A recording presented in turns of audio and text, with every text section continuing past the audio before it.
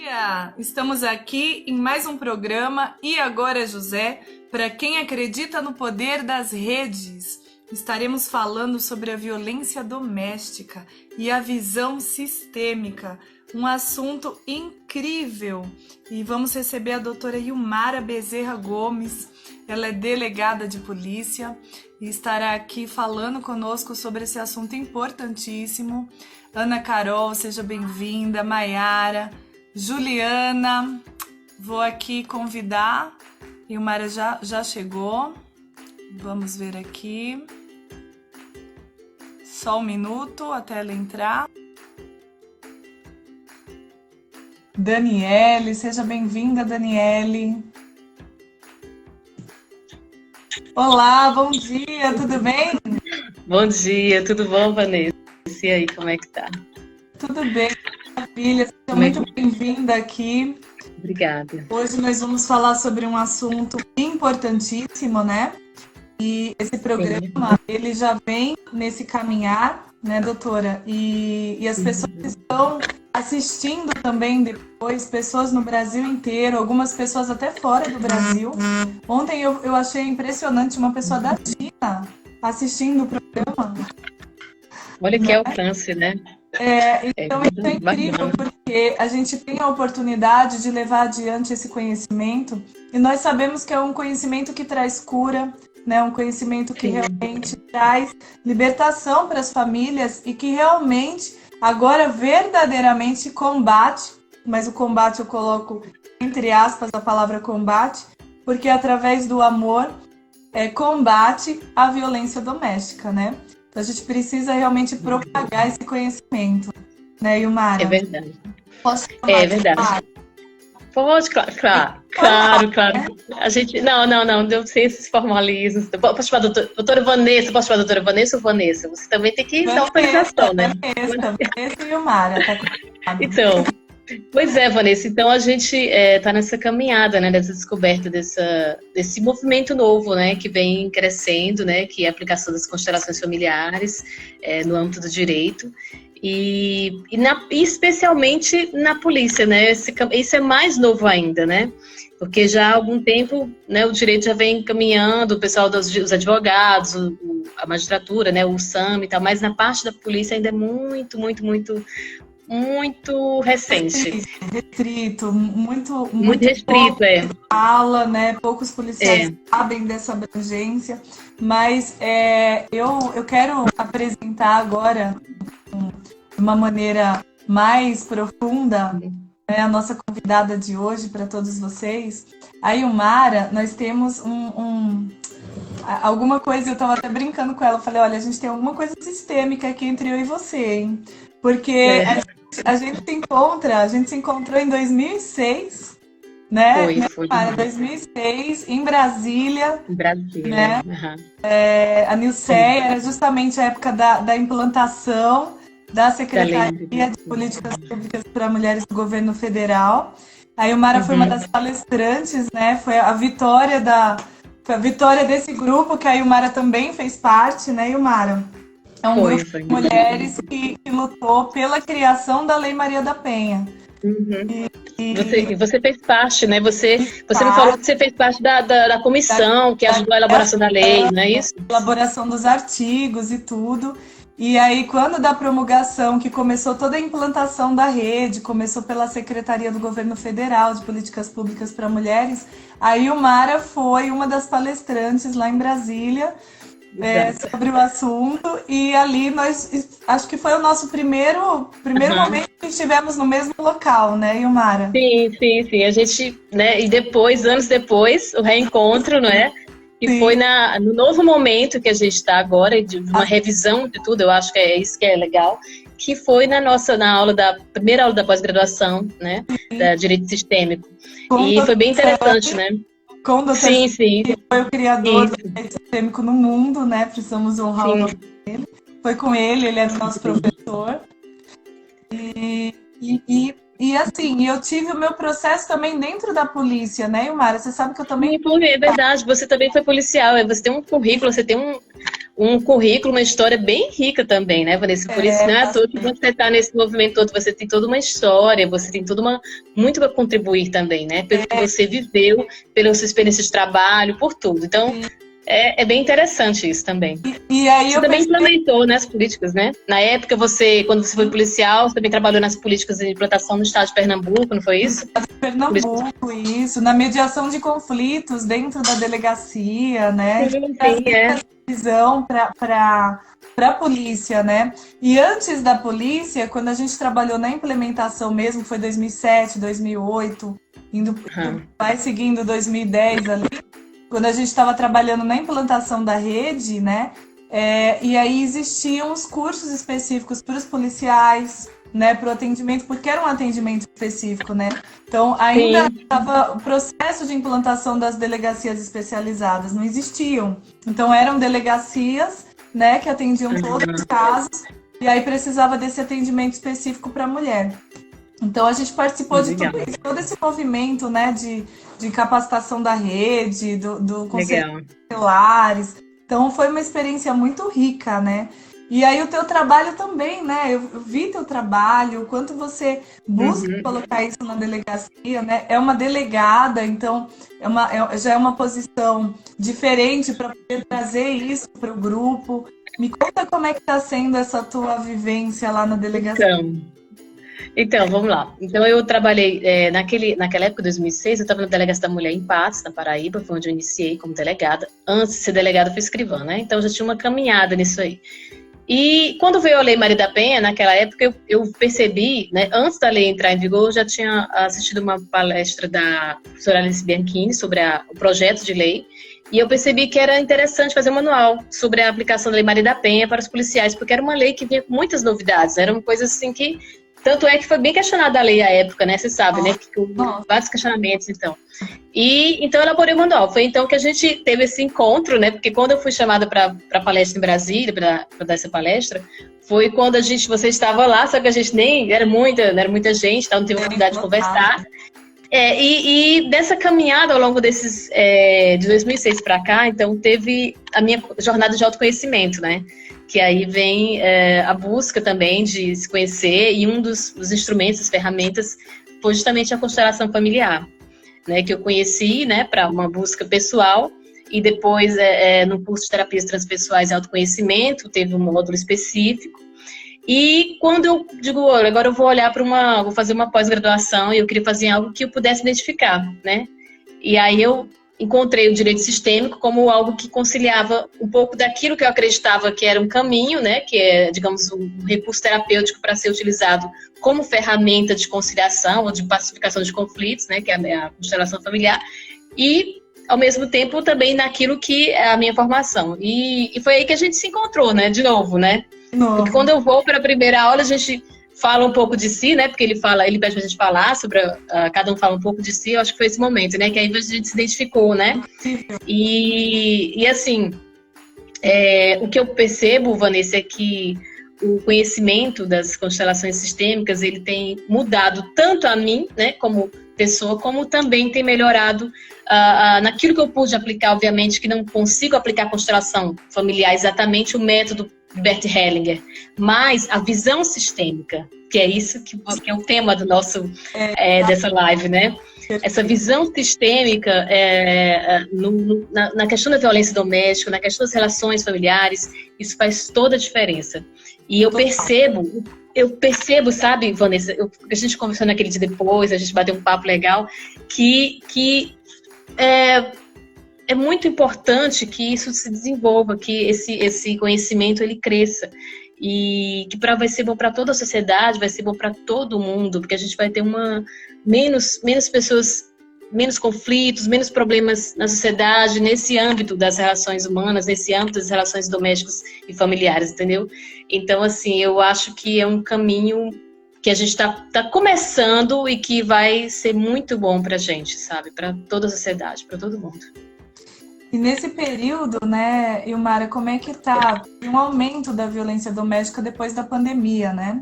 Como é que tá sendo lá o movimento na delegacia, especificamente? Tá tendo chamada, boletim de ocorrência? Como é que tá sendo? Então, eu trabalho no município, né, daqui da Paraíba, e a gente atende tudo, né? Tem todo tipo de problema relacionado a crime, vai para essa delegacia. E, dentre eles, obviamente, os problemas também de violência doméstica. Sejam eles relacionados à mulher, ou até mesmo a questão de crianças ou adolescentes vítimas também, tem as questões de até abusos sexuais também, né? Então, isso eu tenho observado que, apesar de a gente não estar fazendo um atendimento como antes da pandemia havia ser reconhecida, né, ser declarada, então a gente, porque tem as restrições em relação ao atendimento, mas eu tenho recebido, né, nos e-mails que os colegas que são plantonistas, as informações sobre as ocorrências que eles atendem, né?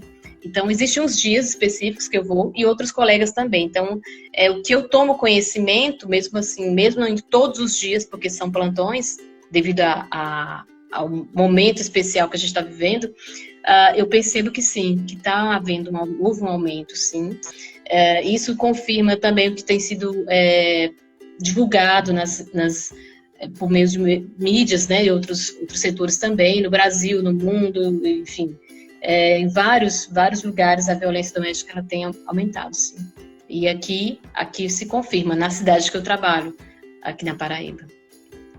Tem uma pessoa aqui, só para eu colocar, é a Verônica, do IP Roxo. Desculpa, desculpa, gente, olha, eu não tô conseguindo ler aqui o pessoal, deixa eu ver quem tá aqui, gente. Agora eu tô... Então, tô vendo aqui. Enorme, Reverêumara, delegada super sensível, é verdade, viu, Verônica? Isso que Verônica, maravilhosa. Eu a convidei para vir para cá, porque assim, a Ilmara já estava envolvida com a questão da violência doméstica, ela já era sensível a isso, desde antes da promulgação da lei, como ela acabou de falar, né? Quando da promulgação da lei, ela estava junto com esse grupo, então ela é muito atuante, né? Ela tem uma força muito grande, social, política também, né? Não tem como não. E ela foi à frente, ela foi uma dessas mulheres aí pioneiras que sempre levou à frente. E novamente, ela continua agora querendo trazer a visão sistêmica, né, para a polícia, colocando novamente uma delegada à frente do seu tempo, para que outros vejam o resultado do trabalho, né? Porque a gente percebe, né, Ilmara, que quando você coloca a visão sistêmica, a maneira de atender aquela pessoa, o agressor, a vítima, não importa quem está figurando ali naquele processo, naquele inquérito policial, naquele boletim de ocorrência, você tem uma visão diferente. Por causa da sua visão, você também trata diferente o problema, né? Até a investigação é diferente. E o resultado, ele é um resultado muito mais eficiente, muito mais eficaz, do que quando você só olha aquele ponto, aquele problema limitado, né? Você começa a perceber como é que ocorre esse relacionamento, essa simbiose, esses sistemas, né, de vítima e agressor. Como é que fica a situação dessa criança naquele meio, né? O que isso vai gerar, o que esse agressor era antes. Então, quando você consegue perceber isso, até a maneira como você fala com ele, você faz com que ele pare para refletir. Então, existe uma mudança interna na pessoa que está sendo atendida só porque o vocabulário, a maneira como foi falado, despertou a visão sistêmica nele. Ele toma consciência do que ele faz. E na hora da tomada de consciência, a grande chance da cura, né? Então, vai responder pelos atos que ele cometeu até aquele momento? Ele vai, porque essa é a função da polícia, é a função do direito de que seja cumprido o que já está escrito. Mas, apesar dele ter que responder por aquilo, ele já responde com uma outra atitude mais responsável, né? Mais consciente, né?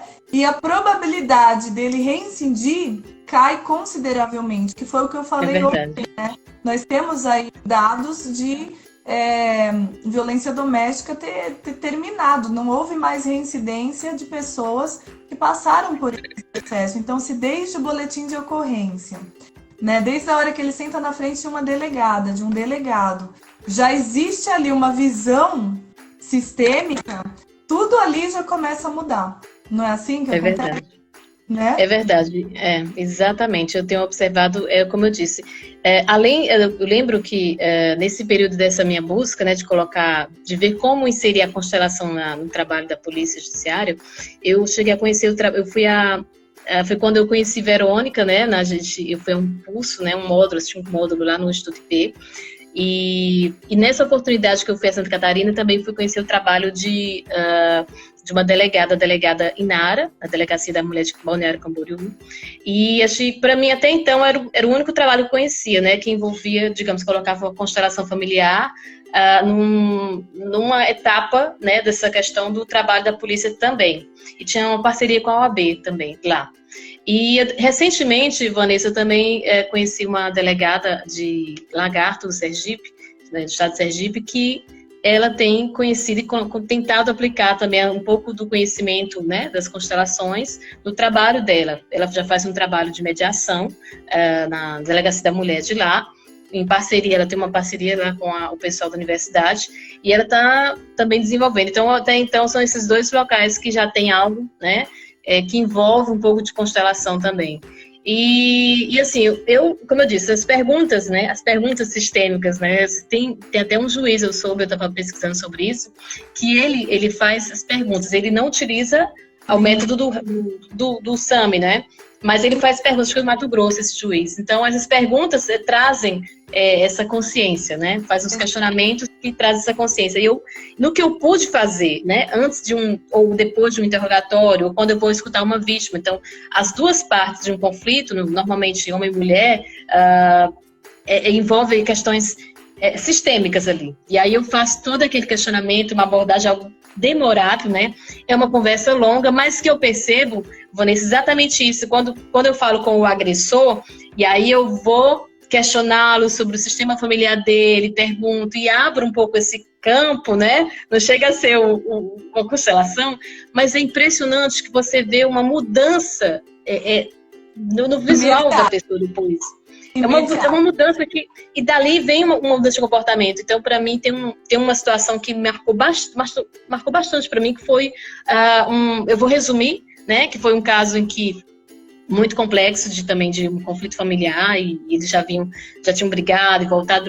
E uma das vezes quando eu já como delegada nesse local, eu fui ouvir e fazer também toda essa, digamos, essas perguntas, digamos, um ponto de uma forma mais sistêmica. E aí, ao final, a dificuldade toda dele, ele não queria dar nada para a mulher, entendeu? Nada, nada, nada. E aí, no final, ele disse que ela podia levar tudo que ela quisesse. E ele não ia dar nada no começo. E quando eu falei para ele, olha, você pode pegar a geladeira, eu liguei para ela e falei, olha, você já pode pegar. Ela ficou sem acreditar. Porque para ela, ele nunca ia ceder. Mas sim, então ela estava acostumada com aquele padrão de comportamento. Exato. Só que ele não estava acostumado a abrir e enxergar o que estava por trás do padrão de comportamento dele. E uma coisa que eu quero te tomar atenção, né, Ilmara? Quando você falou agressor, né? Porque quando a gente coloca lá, foi feito o boletim de ocorrência, vai estar escrito lá, agressor. Sim. Agressor. Quando vai para o processo judicial, né? Isso é levado lá para o judiciário, o que vai acontecer? Agressor. Mas quando você falou agressor, que a porta de entrada aqui da delegacia, você fez assim. Porque isso já está mostrando a tua visão sistêmica. Então, é um ponto que eu chamo bastante atenção para as pessoas, porque as pessoas às vezes confundem. Constelação familiar é uma coisa, visão sistêmica é outra coisa. Elas interagem, mas não necessariamente é a mesma coisa. Porque algumas pessoas assistem e falam, nossa, agora eu vou ter que fazer o curso de constelação familiar. Você não precisa fazer o curso de constelação, você não precisa ser um constelador. Uhum. Mas você conhecer a visão sistêmica como uma filosofia de vida, como uma maneira de agir diante da vida, né? Assim como a gente trouxe aqui a questão da comunicação não violenta, que é incrível também quando você aplica essa técnica na sua própria vida. Né? E você vai falar assim na escola do seu filho, você vai falar assim com a sua esposa, com o seu marido, você vai falar assim, com seus filhos, com o porteiro do prédio, enfim. Você começa a utilizar essa técnica na sua vida, você começa a ter resultados. Então não é que você vai usar, olha só, Marcos José Amaro, seja muito bem-vindo. Eu não estou nem conseguindo, eu não estou acompanhando. É porque acho que aparece diferente para você, porque você é a pessoa que está à frente da live, né? Eu não estou vendo aqui. Quando for aparecendo perguntas assim, eu vou colocando. Tá certo. Mas o que eu quero trazer, né, com tudo isso? Que a partir do momento que você conhece, que você tem contato com essa visão, você passa a se comportar também na sua própria vida, né? Por que eu tô agindo assim agora? O que tem por trás de tudo isso? O que me leva? Que força me leva adiante? Que força não me deixa ir adiante? Porque eu consigo ir até certo ponto e de repente esse certo ponto bloqueia. Tem pessoas que param, né? Ficam estagnadas ou então começam a colocar para frente, postergar aquilo que ela precisava fazer e que seria benéfico para ela. Por que tantas atitudes assim incoerentes, né? Como a própria violência doméstica, ela é uma atitude incoerente, né? A violência doméstica é totalmente incoerente, porque são pessoas que se casaram, né? Que se amavam, que tinham um objetivo de vida, que tiveram filhos e que ambas querem ser felizes. E nós sabemos que para ser feliz, a harmonia é um pressuposto. Exatamente. Por que acontece isso? Né? Então, não adianta conversar. Você conversa, tem a briga, tem a separação, volta, vai preso. E aquela coisa vai cada vez destruindo ainda mais aquela pessoa enquanto ser e toda a família envolvida, né? Então, não tem coerência nisso. E aí voltam. E depois de tudo isso ainda voltam. É complexo, sai né? da prisão e volta pro mesmo lar. Então, assim, se você for pela razão, não faz sentido. Não vai. Quando você abre a visão para a visão sistêmica, você vai entender que aquela mulher vítima é filha de uma vítima que é filha de uma vítima, filha de uma vítima que é filha de uma vítima que é filha de uma vítima. É um padrão. Então, para ela pertencer, olha que incrível, gente. Para ela pertencer à família dela, para ela se sentir parte, ela é vítima. Então é por amor que ela é vítima, por amor à família de origem. Olha, gente, parece uma loucura, mas quando ela entende isso, ela percebe que ela pode pertencer à família, amar a família, mas não precisa ser vítima. Aí ela muda. E quando ela muda, tomada de consciência, né? todo o sistema muda. É incrível. É incrível, a reflexão é incrível. Então, assim, a delegada não pode constelar, né? A advogada não pode constelar enquanto estiver no processo como advogada. Eu posso constelar, mas não posso atuar naquele processo. E posso advogar, e aí não posso constelar, e a gente vai fazendo as nossas parcerias, né? Mas a delegada não pode constelar, mas a delegada tem a visão sistêmica, e isso muda desde o início do registro do boletim de ocorrência. Então, se isso já tivesse sendo propagado, né, nesse momento que nós estamos na pandemia, que aí as pessoas estão tendo que conviver um grande tempo vítima e agressor, é claro que tudo vai aumentar, os índices vão aumentar, como estão aumentando de fato. Mas aí chegam na delegacia, dão de cara com uma delegada que faz as perguntas certas para tomar consciência. E pode resolver o problema, não é verdade? Pelo menos assim, a gente, se não resolver, a gente minimiza algumas coisas ou abre um caminho para essa resolução, né? Porque a depender do tipo de conflito, né? Porque aí tem muitas coisas, né? E às vezes tem crianças envolvidas, tem os filhos, né? Então, a gente está falando de marido e mulher, mas tem até as questões de filhos filho em relação à mãe, o filho que agride a mãe ou a mãe, entendeu? Então, assim, são muitas situações, né, de questões que envolvem o âmbito familiar, né? Eu tenho visto também isso, esses problemas entre irmãos também aumentaram. Então, quando eu observo, não é só o marido e mulher, mas irmãos do pós-Covid, né? Momento Covid, irmãos, mãe, filho contra mãe, então isso tem sido muito mais evidente agora, né? As questões familiares. Né? Questão de enteado. E eu tenho uma pergunta que me surgiu agora. Como é que está a situação dos idosos, Ilmara? Está tendo também registro em relação aos idosos? Então, em relação aos idosos, como a cidade, eu vejo assim que existe uma certa dificuldade do acesso às pessoas, entendeu? Uma cidade que tem zona rural, é uma cidade pequena, mas algumas coisas não acabam talvez não chegando, sabe, Vanessa, porque talvez falte a condição a essa pessoa, entendeu? De ir. Entende? Assim, eu percebo, porque eu acredito que deve estar acontecendo sim, mas não chegou, porque tem muitos. É um grupo que não vejo assim eu acredito que não tem a condição dessa pessoa, ou porque ela não tem como se comunicar, ou porque Nossa, e a questão da né? complica mais a situação dela para sair. Exatamente, ainda tem isso, né? Mas deve estar tendo muita coisa, né? As pessoas são. Que deve ser um grupo. Deixa eu ver. Deve ter um grupo que deve estar passando uma situação bem mais grave, não pode sair, porque é mais fragilizado, né? Não tem como ter socorro. Não tem como. E aí. E sem falar também, Vanessa, que essa questão de o acesso aos meios de comunicação, o telefone, o celular, smartphone, são coisa para também um segmento, né? A gente sabe que tem pessoas idosas de uma certa classe social que não tem um smartphone, não tem para ligar, não sabe nem utilizar. Então, assim, realmente é algo muito, muito que carece de uma atenção muito especial. E eu acho que essa informação para a polícia acaba ficando, digamos assim, defasada. Sem, né, detalhado, sem esses dados, porque tem esse perfil. Eu acho que tem isso também. Uma maneira que a polícia tem de saber sobre isso seria através dos agentes de saúde, né? Que fazem essas visitas domiciliares e levam isso, e aí vem a denúncia. Mas a questão principal é que os agentes de saúde também deixaram de ir por causa da pandemia, né? A gente está num momento muito estranho, né? Muita coisa ainda para. E depois de tudo isso, vem outras coisas mais, né? Quando passar tudo isso, né? Quando pelo menos minimizar toda essa questão da pandemia, né? Que a gente está vivendo.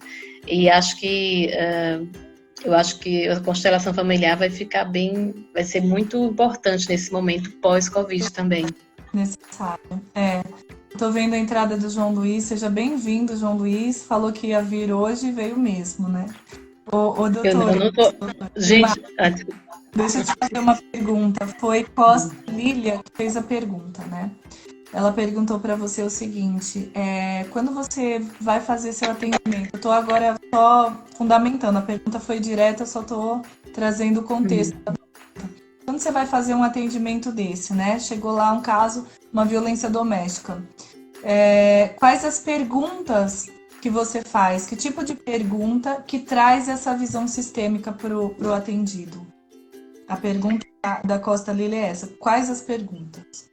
Que tipo? Bom, eu faço uma espécie de entrevista, né? Então, assim, primeiro que eu tento ouvir cada parte. Se for necessário, em algum momento, dependendo do caso, né? Feito uma audiência com ambas as partes também, converso com os dois, depois de conversar um a um. E depende, de caso a caso. Então, por exemplo, eu pergunto sobre a história familiar dessa pessoa, eu pergunto sobre um pouco da infância dessa pessoa, eu pergunto se ela teve alguma situação de violência, eu pergunto dos dois lados, tanto o agressor como a vítima, eu pergunto sobre esses pontos que eu acho que são importantes, né? A história familiar. Então, quando eu vejo, não tenho nenhum trauma, não passei nada... Aí eu digo, e seus pais? E como é a questão, você viveu com seus pais, seus avós? Então, eu faço essa entrevista para saber como é que se desenvolveu a vida dessa pessoa antes dessa união, o sistema familiar dela. É isso que eu tento compreender, eu tento saber. E daí foi outras perguntas, de acordo com as respostas, aí surgem outras perguntas.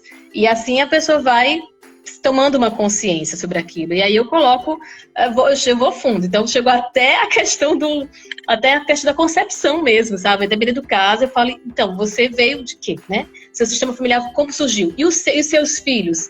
O seu sistema familiar surgiu e depois o seu sistema familiar se aproximou dessa pessoa e vocês agora estão com um novo sistema familiar e as crianças? Então, vou colocando tudo isso, abrindo essa consciência. Então, são várias questões sobre a vivência da pessoa e sobre a vivência daquele casal também, né?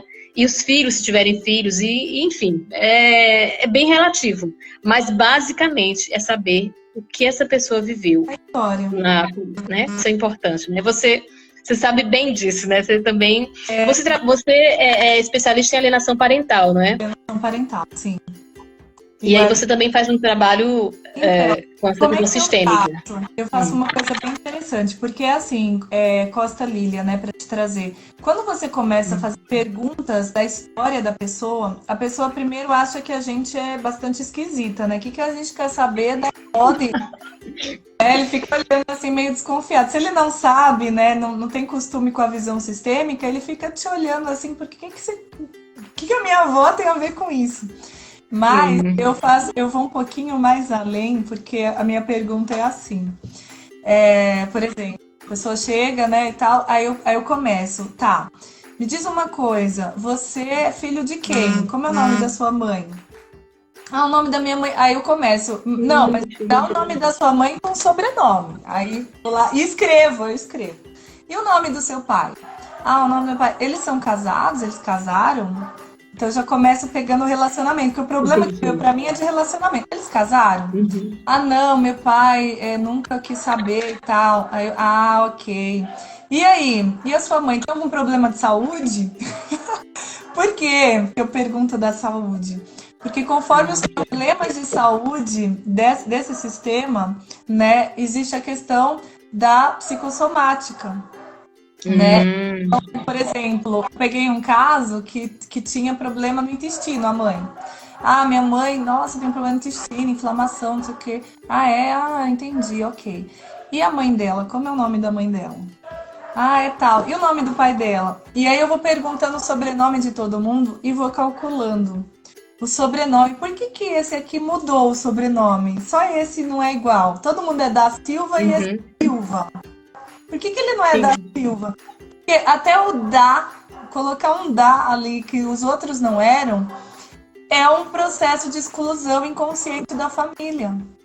Todo mundo é Paiva, todo mundo, meu pai de Paiva e eu Paiva. Por que eu não sou de Paiva igual a ele? Ah, olha só. Aí você vai percebendo, né?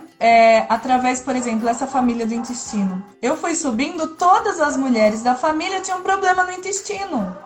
E o que é problema de intestino na medicina psicossomática, né? Que tem esse conhecimento. É quando você tem um segredo.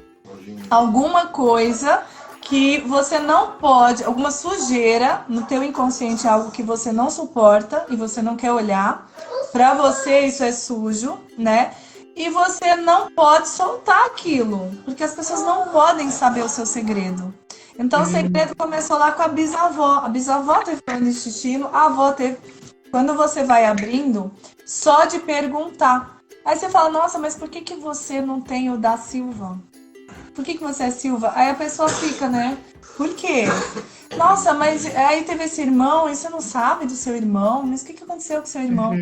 Conforme você vai fazendo essas perguntas, a pessoa mesmo começa, ela vai mudando a fisionomia dela. Porque ela começa a perceber, ela vai fazendo aquela cara de descobrir. Só nisso, você não precisa constelar, você não precisa nada. Você só pergunta a história, pergunta se tem doença e pede o sobrenome. Com isso, você já tem milhões de informações sobre a pessoa. A tomada de consciência, né, Vanessa? Incrível, né? E teve um caso, né? Já faz tempo esse caso aí, que eu fui indo com o sobrenome e fui, vamos entrar na sua raiz, vamos descobrir. E até que a gente chegou, era um problema, a família toda tinha problema de câncer, né? Morriam com câncer. E aí, no intestino.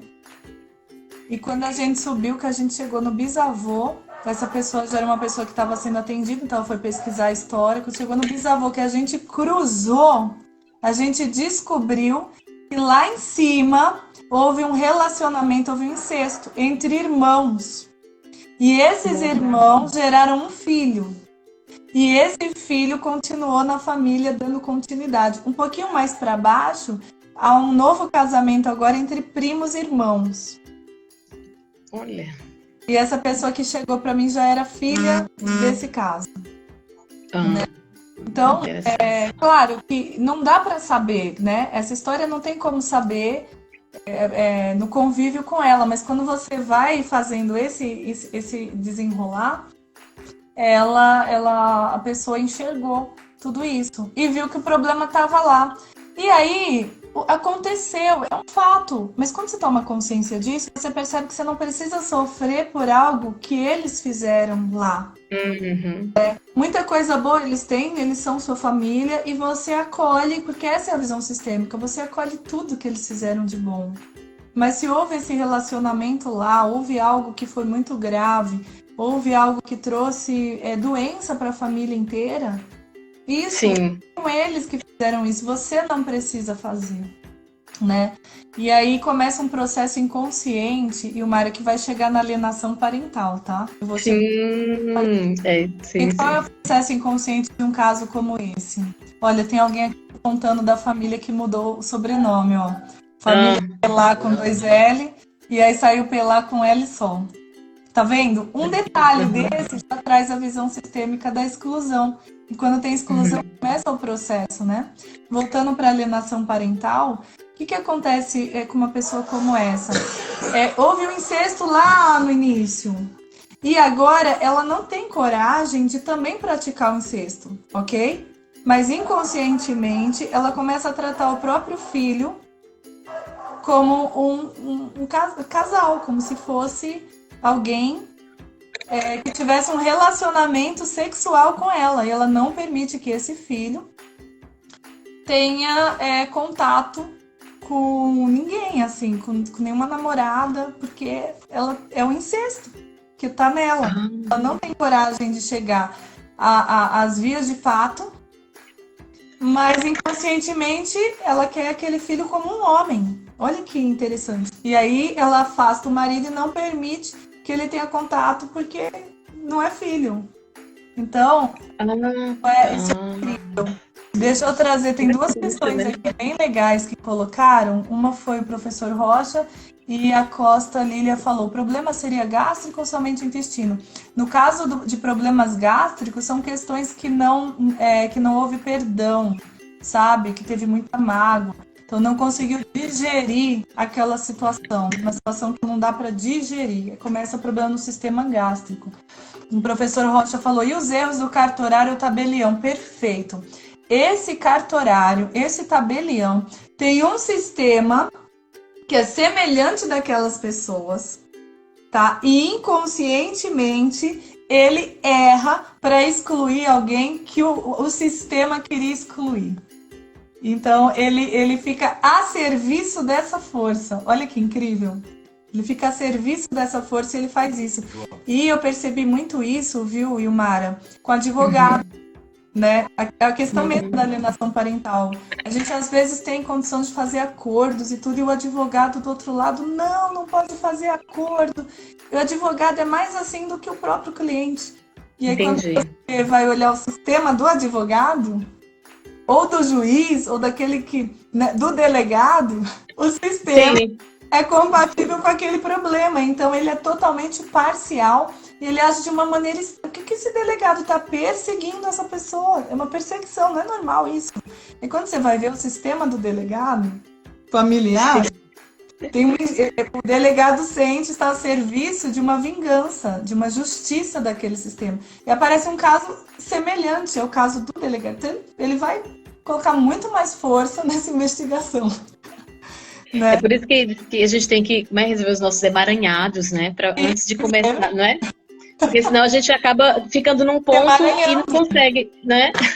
Entra no emaranhamento do outro. É isso.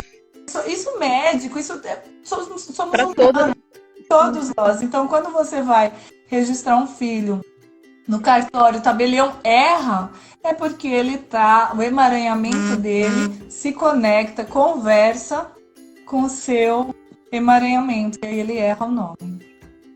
E aí vem outras coisas também, viu? Essa questão de nome, gente, é muito sério, tá? Tem pessoas que trocam o nome, né? Tem pessoas que têm um nome. O casamento já é algo, né? Quando você acrescenta um nome. E quando você tira a parte do nome também é bastante sério para você, porque você está excluindo quem você tirou do nome. É interessante, né? Eu tava pensando nisso, depois eu fiz uma constelação com meu sobrenome numa das constelações que eu já participei. Porque existe uma história de exclusão, sabe? Na família materna, de sobrenome. Então, foi interessante esse trabalho de constelação. Tem umas perguntas aí para você? Você tá Tem pergunta, o João Luiz, né? Ele falou que a família dele toda tem Martins no sobrenome. E ele reparou que ele, o irmão e os primos dele não assinam Martins. E aí tem que olhar, por que não assina? O que tem aí nessa história dos Martins que vocês não estão querendo olhar? Exatamente para aí que vocês têm que olhar, que é alguma coisa de cura que vocês têm, né? E aí Yasmin fez uma pergunta, mas agora eu não entendo. Porque ela colocou assim, isso pode ter com mãe e filha? Eu não sei o que ela tá falando. Agora, talvez alienação, não? Alienação parental, isso que você falou agora. Talvez do incesto e tal, é totalmente possível, Yasmin. Aliás, é bem comum a mãe colocar uma filha no lugar do marido e do homem e ter esse relacionamento. É possível, sim, e é inconsciente, então as pessoas nem percebem que é isso. E quando você vai olhar é porque essa mãe já vem de um sistema que teve alguma violência sexual, algum incesto, e isso vai se propagando até que alguém tome a consciência, coloque essa mãe no lugar dela de mãe, se coloque no lugar de filha e rompa com isso para que essa violência sexual não vá adiante nessa família. Essa é a maneira que você tem de realmente finalizar, né? A famosa frase, quantas gerações serão necessárias até que isso se cure. E quantos... Olha, o professor Rocha gosta de polêmica, hein? Olha só o que ele falou para mim. E quando Saulo foi trocado por Paulo? Então, professor Rocha, quando Saulo é trocado por Paulo, já você me traz um processo adiante. O que acontece? Ele está trazendo algo que está escrito na Bíblia, né? Ele está trazendo a mudança de nomes das pessoas, dos personagens da Bíblia, quando eles trocaram de nome. Vários trocaram. Essa mudança de nome, na verdade, é uma mudança de posição diante da vida. E aí eu trago o que Jung fala da metanoia. O que é a mudança de posição na vida? É, por exemplo, a Vanessa, que tinha um processo familiar envolvendo violência doméstica. Uma criança que nasceu e cresceu nesse movimento. E tomou isso para si, porque fazia parte do próprio sistema, e foi atrás de se vingar dos homens, porque foi esse o meu movimento pessoal. E vamos lá atrás de uma lei. E até que conseguimos, né? E o Mara lá participando desse grupo das justiceiras, nós conseguimos a Lei Maria da Penha. E aí, quando começa a Lei Maria da Penha não funcionar como a gente pensava, né? A gente começa a ver essa mulher retirando queixa e a gente queria proteger essa mulher, que na verdade é uma representante do meu sistema. A mulher que eu estava defendendo era uma mulher do meu sistema. Então, quem era essa mulher? Essa mulher era minha mãe, essa mulher era minha avó, essa mulher era minha bisavó. Elas passaram e eu estava defendendo elas. Era uma lealdade ao meu sistema. E aí, o que acontece naquela minha perseguição pelos homens? Aquela mulher foi lá e retirou a queixa e me deu... Como assim? Quando isso aconteceu, eu começo, assim como a Ilmar, eu começo o meu processo de cura. Eu olho por que eu estou ali, o que estou fazendo. Que aí já vou até fazer a propaganda, né, da série que começa hoje à noite, às 7 horas. Chama Doutora e o Zé da Penha. Né? Que era isso é verdade. Doutora e o Zé da Penha, né? E o Zé da Penha nada. O Zé da Penha agora vai pagar caro. Não tem Zé da Penha. Quando começou o processo de cura, que aí eu fui atrás, aí foi meus cursos, né, de psicanálise, psicologia, relação, eu vi o sistema. E vi que a força que me movia era uma força em nome da justiça, mas a força chamava-se vingança. E eu falei, eu não preciso disso. Eu não preciso disso. Então, se eu não preciso disso, eu acolho essas mulheres no meu coração. Amo todas elas. Mas eu não preciso também sofrer a violência doméstica, porque era o meu futuro. Claro, óbvio. Então, muitas dessas mulheres, das feministas, são vítimas de violência doméstica, até depois de se envolverem com o trabalho, né? E foi quando eu comecei a olhar para os homens, para o sistema, para as crianças, conseguir perdoar o meu pai, perdoar os homens que vieram antes. Consegui entender por que eles fizeram isso, porque quando crianças foram alienados. Então, quer dizer, comecei a entender o sistema. Foi a minha própria cura. A minha própria cura me levou a buscar a especialização em alienação parental, continuando na violência doméstica, mas agora entendendo que não existem vítimas e não existem agressores. Existem sistemas e pessoas a serviço do sistema. Quando você entende isso, você passa por uma libertação. Aí eu integrei a força de todos os meus ancestrais antepassados, por parte de mãe, meus antepassados por parte de pai, integrei toda essa força e vou para a metanoia. Ou seja, eu não preciso mais de nada disso. Eu vou criar a partir de agora um novo motivo de vida, uma nova missão de vida. Nessa nova missão de vida, agora eu já vou para um outro nível espiritual. Então eu vou buscar Deus, eu vou buscar uma outra força para me colocar a serviço. Nessa hora o meu nome pode mudar. Porque agora o meu nome muda, porque eu recebo um outro sistema. Eu estou recomeçando. Daí que vem esse trabalho que eu faço, professor Rocha, que a gente chama de restauração do DNA familiar. Existe uma transformação do DNA familiar, da estrutura básica da família. A partir de agora é outro sistema a serviço de outra força. Então Paulo, que estava a serviço da justiça, perseguia os cristãos, porque ele acreditava que era uma seita do caminho. Paulo, ele tem uma experiência de metanoia, ele tem uma experiência, conforme está escrito, com Jesus Cristo, e nessa experiência ele converte o caminho, ele sai da força que era a vingança e passa para a força que é o amor de Deus. Então, nessa hora, o nome dele pode mudar porque ele entrou no outro sistema. É diferente de você mudar o nome para excluir alguém, entendeu? Então, essa é a resposta para o professor Rocha. O Paiva do seu nome é do seu paterno ou materno? Paterno, paterno, né? Paterno. E minha mãe excluiu o sobrenome dela e ficou Paiva. Ela não tem o sobrenome dos pais, né? E aí veja como é incrível. A minha mãe é indígena, ela é lá da aldeia de Funiô, de Águas Belas, Pernambuco. Tu começa a saber essa história, ela foi tomada da mãe dela. Então teve uma violência lá com a mãe dela. E aí tomaram mesmo, né? E aí ela foi criada pelo pai fora da aldeia, em outra cidade, em outro local. E aí começa, quer dizer, antes na mãe já tinha violência, né? Já tem uma história, né? Interessante. E aí tem alienação. A minha mãe é uma pessoa alienada, porque ela não teve nunca mais acesso à mãe dela. Poxa, nossa. É ela muita só coisa, podia né? criar uma situação semelhante na vida dela, que aí vem meu pai. Então ela recriou a situação, entendeu? E aí alguém tinha que parar, que até eu brinquei com ela hoje de manhã, né? Eu falei, precisa de uma ovelha negra, né?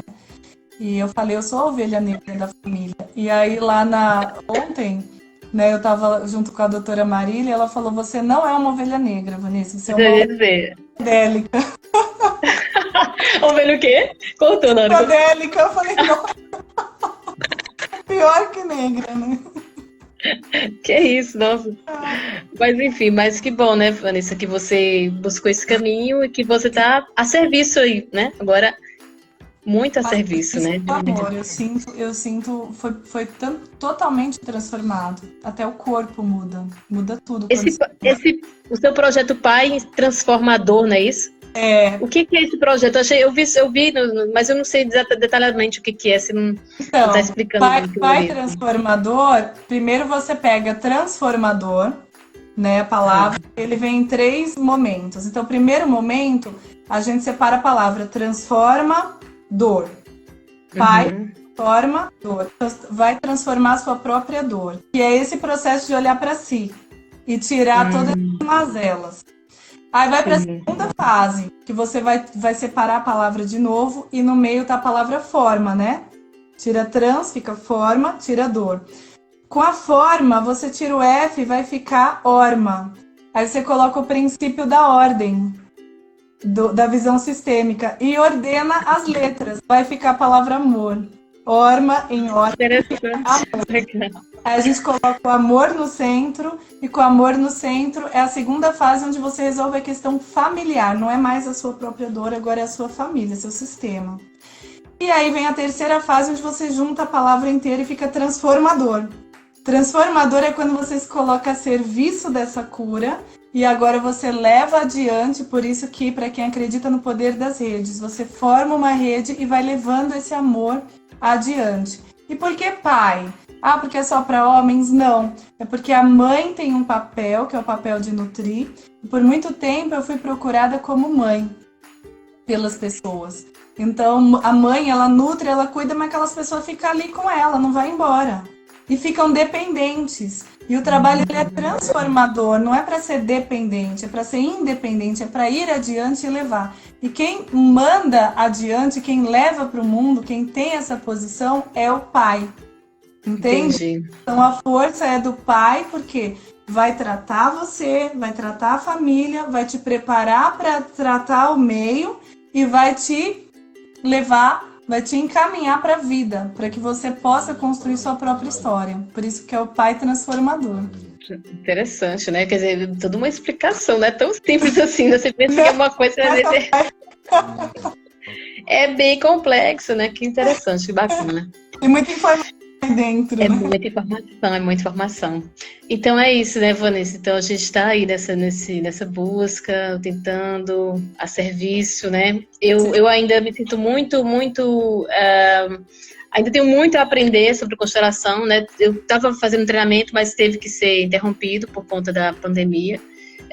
Mas eu sempre você aprende algo com constelação, uma coisa diferente, sempre aprendendo. E é uma coisa relativamente nova, né? A constelação familiar é relativamente nova. Né? Se a gente for ver outras práticas, né? Muita gente nunca ouviu falar. Se fala em direito sistêmico, dentro da OAB, os advogados não sabem. Mesmo a gente participando desse movimento, quase não tem. Quase não tem, né? E então a gente. E na polícia, então, nem se fala, né? Na polícia, então, é outra. É por isso que eu percebo o seguinte, que quando nas aulas que eu tenho observado do curso, ninguém fala em polícia. Porque é tão assim. Tem um estigma também a polícia, né? Mas ninguém fala de como isso pode ser aplicado na polícia. Não é essa fala. Então, eu vejo assim, por exemplo, eu sou a única, pelo menos nesse momento, hoje, nesse curso, sou a única da polícia fazendo essa pós. Embora eu conheça uma pessoa ou outra, porque eu pesquiso, né? Eu fui ver na página do Summit, uma pessoa comentou, eu vi que era delegada, a gente começou a trocar umas ideias. Mas eu vejo que é muito raro mesmo nesse meio policial, pessoas com esse olhar.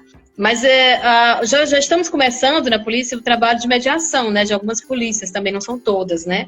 E já é um caminho também que se abre, e aí acho que devagarzinho também pode-se colocar também o conhecimento, né, da constelação familiar. É como você disse, não é você ser a consteladora, mas você ter a visão sistêmica. Isso realmente tem feito toda a diferença nesse tempo todo.